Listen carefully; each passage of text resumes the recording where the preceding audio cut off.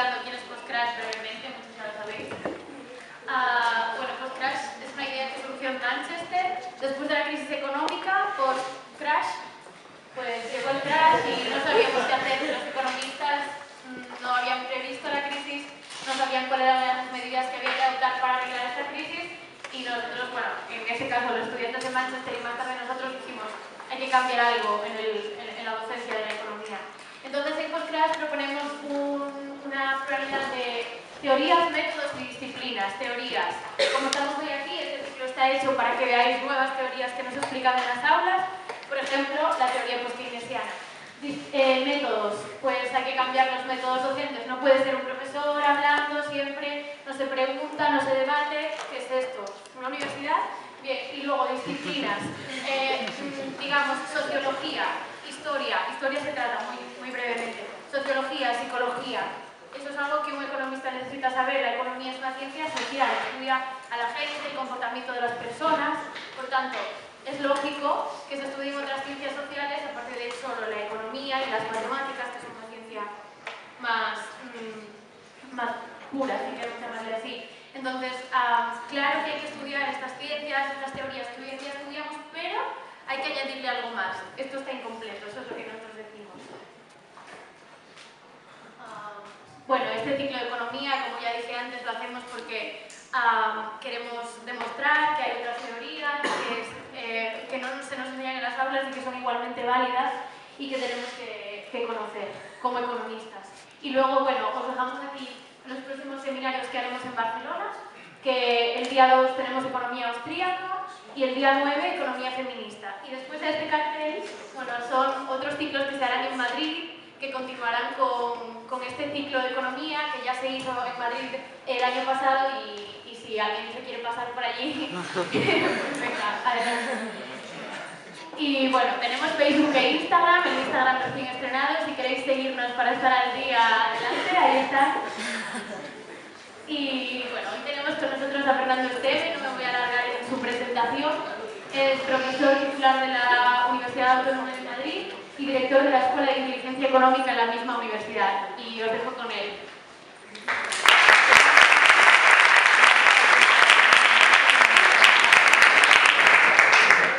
¿Se me oye lo suficiente?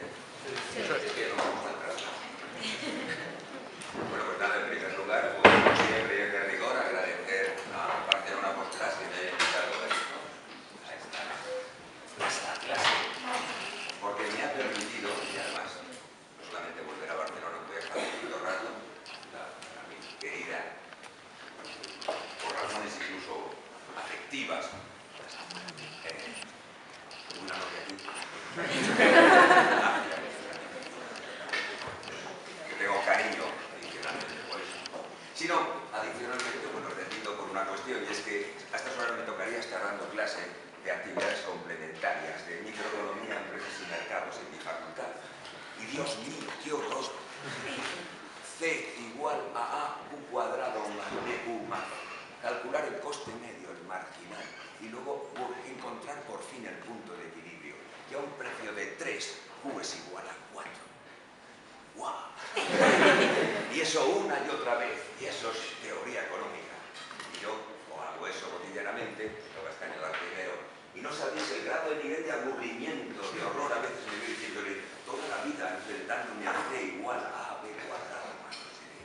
Y entonces con alguna trampita hay que hacer la segunda derivada por la segunda. Mira, en este caso no da negativa, da positiva. ¡Ah, Dios mío, qué trampa! Dios. Y entonces la gente pensando, como todos pensáis, ¿y esto es economía? Y yo diciéndoles, no, esto no es economía, esto es mala economía. La economía es otra cosa divertida y útil. No esta estupidez que estoy dando por clases sistemáticamente. No tiene nada que ver. Por eso pues estoy encantado de estar aquí hablando hoy de macroeconomía, porque fundamentalmente voy a hablar de macroeconomía. El modelo post-keynesiano o las ideas post-keynesianas tendrían una facción micro, de la cual hablaré muy poco, y una facción macro, de la cual hablaré más. No hay más tiempo del que hay, y así son las cosas. Entonces, lo primero es empezar por una cuestión metodológica que es fundamental que la tengáis clara de salida. La cuestión metodológica es la siguiente. La realidad es muda. Las sillas no hablan. Las cosas no hablan. Nosotros somos lo que le prestamos voz a las cosas. La realidad o es muda o es un guirigay espantoso. Nosotros traducimos ese guirigay e interpretamos la realidad. De tal manera que cuando alguien dice es que no eres realista, se está equivocando. Nadie es realista en ese sentido. La realidad es la que hay. Yo con un modelo, una forma de interpretar, le doy voz a la realidad. Por eso, ya esto sería una justificación metodológica de salida, ahí está la realidad económica, es un totum revolutum, una mezcla de cosas. Empresas, trabajadores, precios, cantidades, sobornos, ciberataques. Todo eso forma parte de la realidad económica.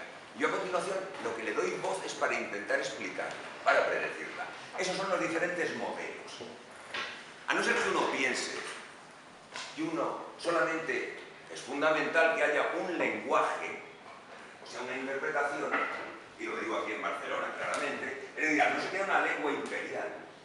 Hay muchas lenguas para interpretar la realidad. Por lo tanto, deberíamos de ser a ese nivel un poco bilingüismo, multilingüismo, tener diferentes modelos interpretativos, tener diferentes formas de interpretar o traducir la realidad. Eso de salida directamente. Bien, esto además nos afecta por una cosa. Las interpretaciones que hacemos de la realidad, los modelos, no es una cosa pasiva, sino que al determinar la forma de ver, determina la forma de comportarnos y la forma de ser. Me explico. Hace unos años se puso de moda y se ha vuelto a repetir bastantes veces, y es una de las piezas de economía del comportamiento, observar si el comportamiento de los estudiantes de economía, de administración de empresas, eran diferentes al comportamiento de los psicólogos o los filósofos. Obviamente el resultado fuera el predecible, el predicho. Sí, ya era diferente. Los estudiantes de economía y de administración de empresas son más egoístas que los estudiantes que estudian filosofía, historia, sociología o cualquier otra carrera de las humanidades, incluso los científicos. ¿Eso a qué será debido? A lo mejor es que ya de salida los estudiantes que entran en carreras de economía y administración de empresas venían ya con el chip de que tienen que ser más egoístas, pues que lo aprendieron aquí. Bueno, ya sabéis lo que son los test estadísticos, pero existe la buena predisposición a que aquí una de las cosas que os enseñamos es a ser egoístas. Ya sabéis, desde salida empezamos que hay que estar maximizando la función de utilidad, y que la función de utilidad solamente depende de lo que tú consumes, de ti mismo, maximiza, solamente piensa en ti mismo, pues al final acaba viendo así. La realidad piensa que todos los demás humanos son como tú. Cosa que algunos economistas luego descubren cuando se tienen que divorciar, que no todo el mundo es igual. A lo mejor la gente no es tan economista como parece. El motivo de las aproximaciones es fundamental. Performativo en el sentido que una interpretación deforma, te deforma, te hace ver la vida de una determinada manera. Esto es importante porque no somos nada susceptibles o muy poco susceptibles al nivel de lo que llaman los economistas del comportamiento el efecto Marco. Dependiendo de cómo se nos digan las cosas ya va a implicar la respuesta y se nos manipula de una manera elemental. Por ejemplo, fijaros, en el modelo tradicional, el modelo seguro que se os cuenta aquí, macro, por ejemplo, se habla de los costes laborales unitarios. Ya sabéis que es una pieza básica a la hora de entender la realidad de una economía, por ejemplo, la economía española o la catalana, me da igual. ¿Cómo evolucionan los costes laborales unitarios? Reales. Si son los costes laborales unitarios monetarios, está debajo de la inflación, pero los costes laborales unitarios reales. ¿Cuál es el objetivo cuando a uno se le dice, tenemos estos costes laborales unitarios? ¿Qué sería el objetivo? Reducir estos costes. Porque los costes, por definición, son malos. ¿A alguien le gusta tener costes? No. Vale. Es en tanto que la otra parte se llama el excedente bruto empresarial. ¿El excedente a qué suena? ¿Verdad que suena bien? Claro. Cuanto más excedente tengamos, mejor, ¿no? Ahora bien, basta con un pequeño pensamiento darnos cuenta de que los costes laborales unitarios no son sino la participación en la producción, ya sea de la empresa o de la economía, que se llevan los propietarios del factor trabajo, los trabajadores. Y el excedente bruto es la parte de ese producto que se llevan los propietarios del capital. De tal manera que lo correcto sería llamar las cosas así: costes laborales unitarios y costes del capital unitarios. Pero no, llamamos a los costes del capital excedente. De tal manera que parece siempre muy bueno reducir los costes laborales unitarios, porque es un coste, un maldito coste. En tanto que si crecen los excedentes, ¡qué bien! Tenemos excedente.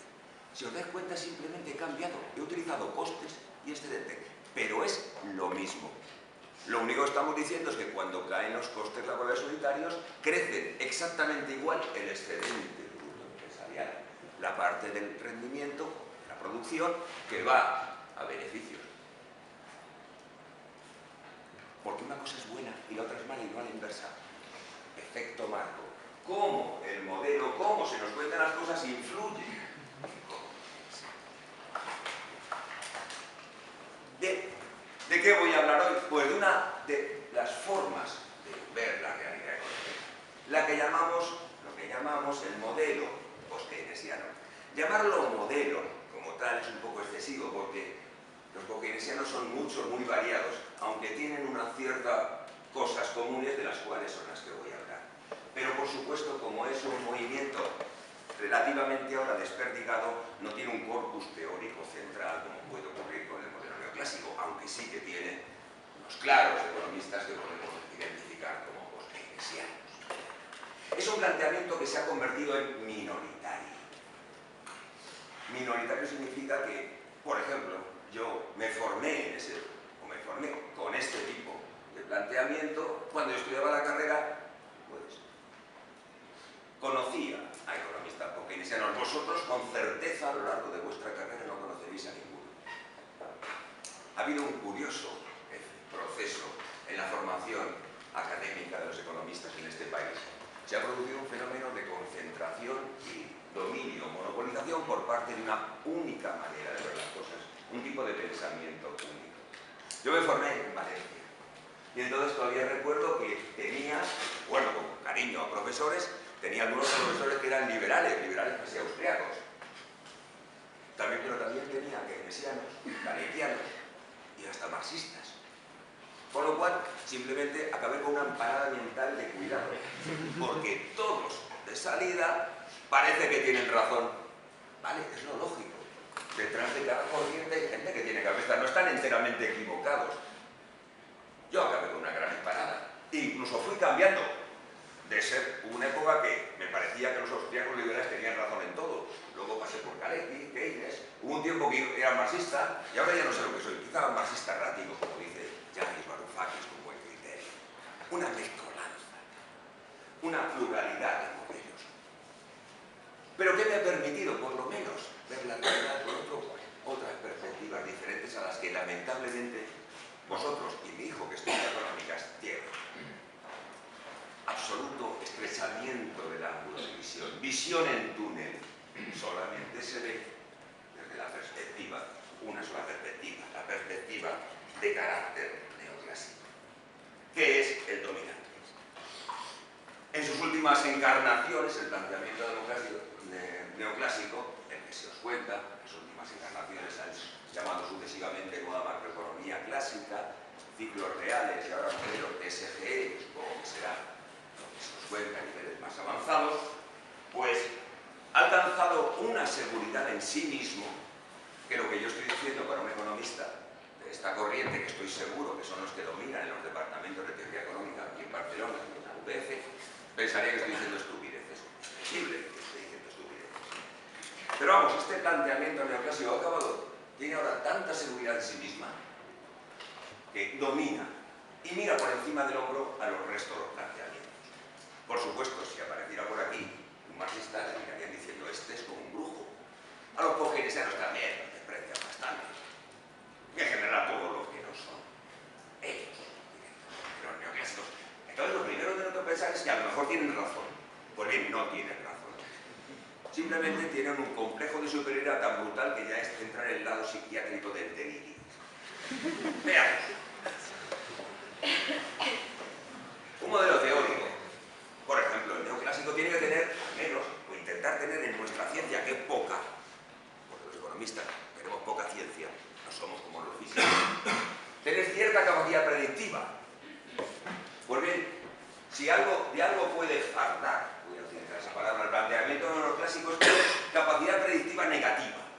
¿Qué significa capacidad predictiva negativa? Pues me acabo de inventar yo.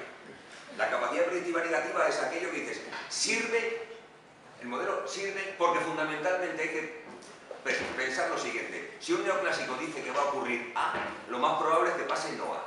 Eso es lo que se llama capacidad predictiva negativa. Me he inventado el concepto en el tren cuando venía esta mañana. Pero es cierto, cogemos, entonces, por ejemplo, el último gran crash del cual estáis hablando, cogemos a Cotis, un individuo que es un neoclásico, la OCDE economista, cogemos a nuestro querido amigo, ¿cómo se llama el nombre este? El autor del libro de macroeconomía, Oliver Blanchard, cuando 6 meses antes dice, no hay ningún problema, hemos llegado a un consenso macroeconómico, la macroeconomía está segura, tiene buenos cimientos, sabemos cómo controlar la economía. Con perdón para la cámara, acojonante, ¿no?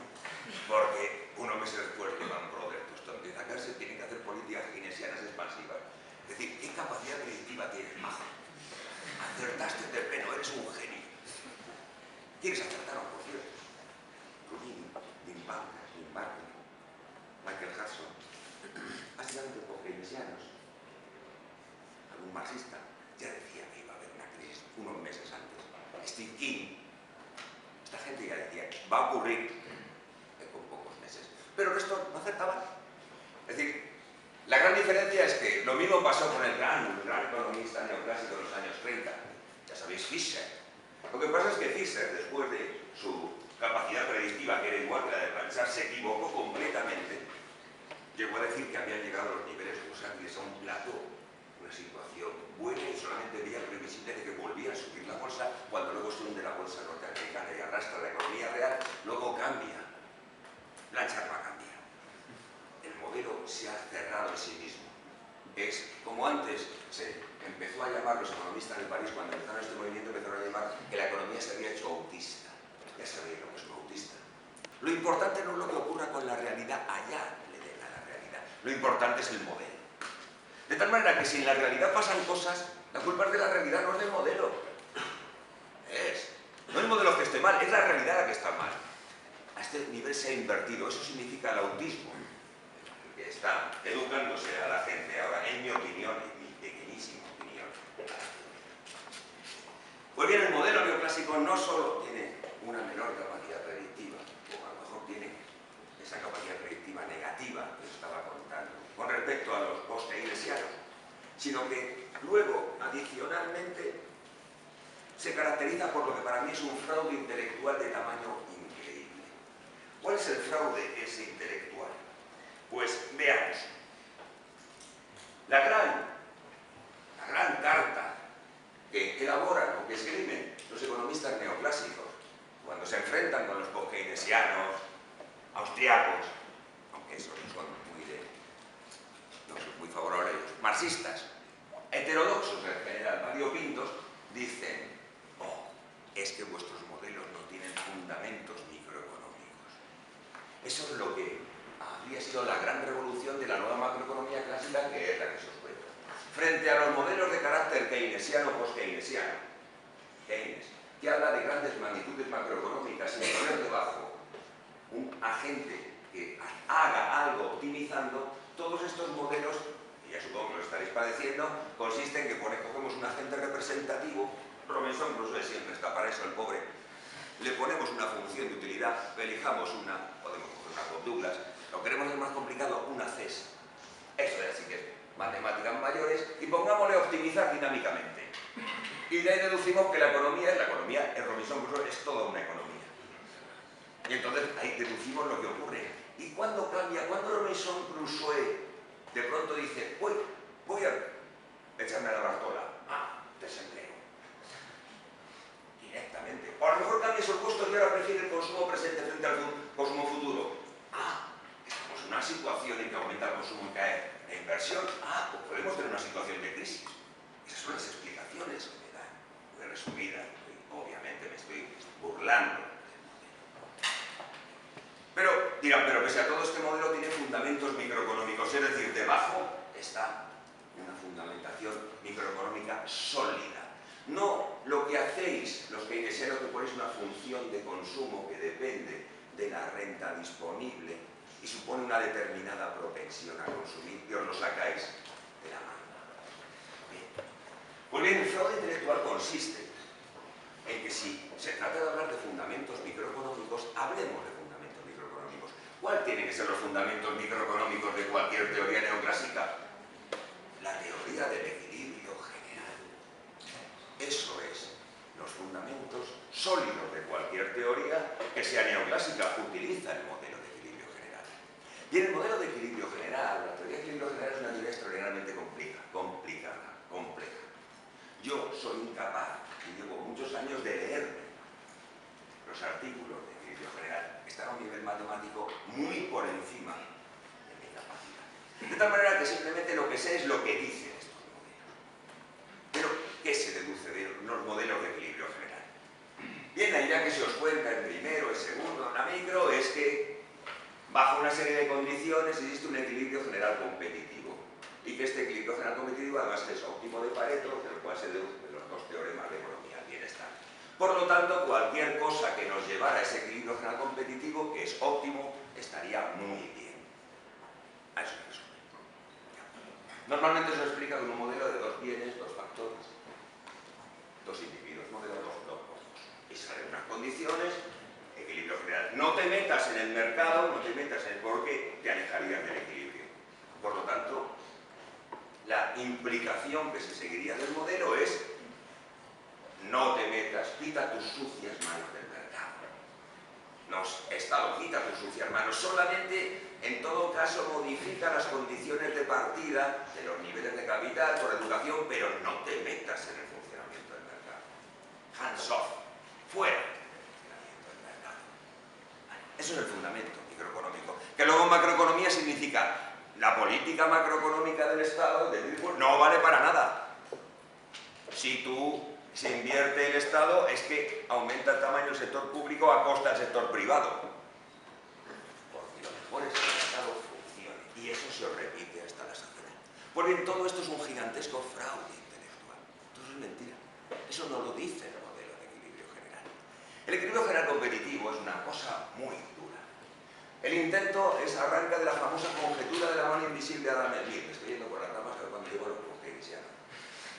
Ya sabéis, cada uno persiguiendo su propio interés, alcanza consiguiendo el mejor resultado para todos.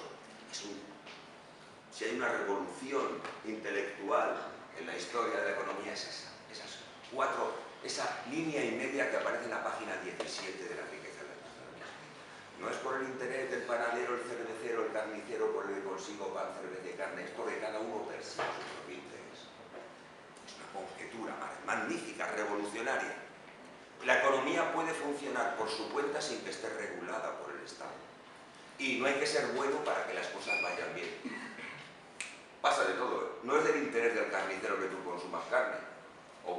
Cada uno persigue su propio interés y entonces la mano invisible arregla las cosas. Es increíble esto. Es una auténtica revolución intelectual.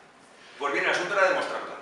Lo intenta Malthus en Francia, la década de 1870. Poco éxito. Alguno por las matemáticas que tenía y finalmente consigue demostrarlo dos señores de una capacidad intelectual increíble. Kenneth Arrow y Frank Hahn, junto con Gerard Debré. Todos premios Nobel. Perdón, Hahn no tiene.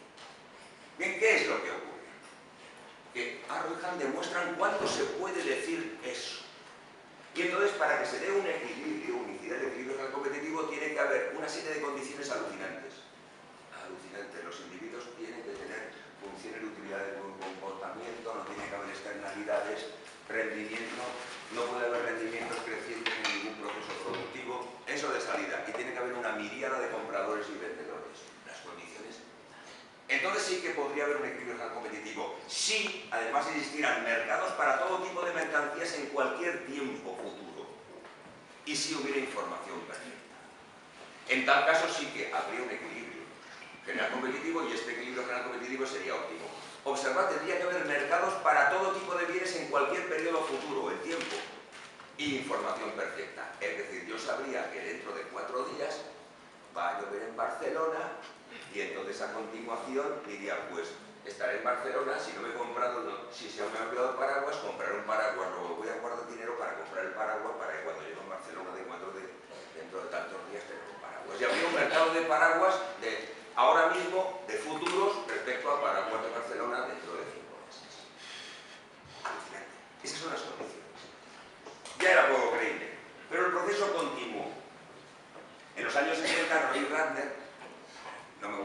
Masia, otro gigantesco economista, demostró que bien, suponiendo expectativas racionales,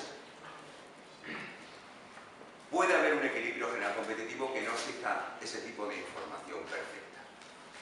Ahora bien, el problema es que Roy Ratner demostró, un artículo ilegible para mí, la conclusión es la siguiente, que para computar ese equilibrio es necesario tener una capacidad de procesamiento infinita. Yo cuando leí esta conclusión no pude sino ponerme a llorar y pensé, por fin he descubierto a Dios. Después de haber sido ateo, de pronto descubrí que Dios existía. Estaba en la economía. Porque ¿quién tiene una capacidad de procesamiento infinita? Dios. Luego, Dios está en un artículo de econométrica del año 1968. Está en el equilibrio general. El problema está en que si yo sigo siendo ateo, en la realidad no creo que esté Dios. Por lo tanto, no hay equilibrio general. No hay. Siguiente historia. Y acabo ya pronto. Habría que demostrar que era estable el equilibrio general. Es decir, eso que me enseña de la ley de la oferta y la demanda. Bonito pasa en un bien, pero pasa con todos los bienes. Y de pronto, otros tres grandes economistas, Schoenstein, Debré, Mattel demuestra en los años 70 que no. Que las condiciones para que haya estabilidad no se cumplen. Son tan alucinantes que no pueden darse. Vale. Increíble. Ya era cuestionable que Dios encarnara el nombre de un llamado subastador barrasiano, que es el único que tiene capacidad de fijar, poner precios. Pues es que encima Dios también como subastador se equivoca. Conclusión. La conclusión es muy bonita y para mí es también muy inventado. Hombre, sí, os habrán contado que la ciencia económica hay una parte que se llama la ciencia positiva y otra la ciencia normativa. La positiva te dice cómo funcionan las cosas. La normativa es economía del bienestar, cómo deberían de funcionar. Pues bien, el equilibrio general ha creado en sí mismo una nueva rama de la ciencia económica, a la que yo llamaría el nombre de ciencia negativa. Porque cuando leemos las conclusiones de la teoría del equilibrio general, hay una sola implicación. Es lo que no se puede decir. No puedes decir que exista un equilibrio general competitivo. No puedes decir que ese equilibrio, si lo dejas solo el mercado, llevas. No se puede decir, es incorrecto decirlo, es falso. No se puede decir. Y eso está dentro del paradigma neoclásico. Yo aplaudo ese paradigma neoclásico porque ha construido, ha permitido llegar a esa conclusión. No es verdad que para cuando hay una economía con N bienes, se cumpla lo que la ley de la oferta y la demanda. Eso que contamos primero. No es eso. No existe un equilibrio general competitivo. Es decir, no existe un vector de precios para el que todas las demandas nocionales fueran igual a todas las ofertas. Como estáis tan mal formados ya, lo que suena dirán, este tío se lo está inventando, oferta y demanda, tienen que casar. Pues no existe eso. No existe ese equilibrio óptimo, no es de este mundo, no es de este mundo. Puede ser del más allá, del ultramundo, si hay vida después de la muerte, pero no es de este mundo. Hubo un tiempo cuando pensaba estas cosas, digo, pues a lo mejor en el planeta Vulcano se da este tipo de economía. Porque claro, ahí todos los economistas de los libros de texto son los hombres económicos y mujeres económicas, que son todos racionales. Entonces claro, como el doctor Spock, digo, pues en Vulcano a lo mejor ahí funciona. Tampoco. No es de este mundo eso del equilibrio general. Y lo último que os cuento sobre las fundamentaciones micro de la economía neoclásica. Estos artículos sí que los puede leer cualquiera. Se llama el teorema de segundo orden. Lipse, Lancaster, 1956-57. Probablemente los dos artículos más destructivos que se han escrito nunca dentro de la teoría económica. ¿Sabéis lo que dicen estos teoremas? Y son teoremas, es que si alguna de las condiciones de equilibrio no se cumple en un sistema de mercado, cualquier avance hacia conseguirla es peor. Me explico. es frecuente que oigamos, y está en los partidos políticos, que todos los economistas defienden la flexibilización, la liberalización, la privatización como mecanismos para que se incremente la eficiencia de la economía y, por lo tanto, el bienestar social. Fijaros que ese argumento consiste, ¿cuál es su base? Una economía que está regulada, que no es flexible. Pues entonces, ¿cuál es la lógica que se nos cuenta? Hombre, lo lógico es que ir hacia una economía más libre. ¿Por qué? Porque se parecería más a un sistema de mercado como perfecto. De acuerdo, la perfección es imposible. Usted ya me lo ha dicho, la perfección no se puede conseguir. El sistema de mercado perfecto no es de este mundo. Pero bueno, conforme nos acerquemos más a este sistema de mercado imaginario, ya sé que es ideal, perfecto, mejor. Pues Richard Lipset y Kevin Lancaster demostraron que no se puede decir eso. Es uno de los teoremas más destructivos. Luego, no se puede decir que liberalizar un sector, flexibilizar un sector, sea una política óptima si hay algún otro que no se pueda hacer, que esté fuera de la condición de equilibrio. También cuesta trabajo entenderlo al principio. Sé que con esta explicación no os habré convencido ni mucho menos, pero tenéis profesores, pedirles que os enseñe qué dice el teorema de segundo óptimo, exigírselo, que os cuenten qué significa el teorema segundo óptimo. Es uno de los teoremas más reprimidos de la teoría económica. ¿Me puede usted contar qué dice el teorema segundo óptimo? Y luego extraer las consecuencias. Y las consecuencias es, si en una economía hay varios sectores alejados del equilibrio, acercarse en uno de ellos no es lo mejor. No es el primer óptimo. No. Liberalizar no es la solución óptima, a menos que puedas liberalizar en todos los sectores. Es decir, a menos que llegues al sistema de mercado. Bueno, conclusión de todo esto que os he contado un poco atropelladamente y rápidamente, porque no me da tiempo a todo, es que no os creáis que la macro neoclásica tiene fundamentos micro. No los tiene.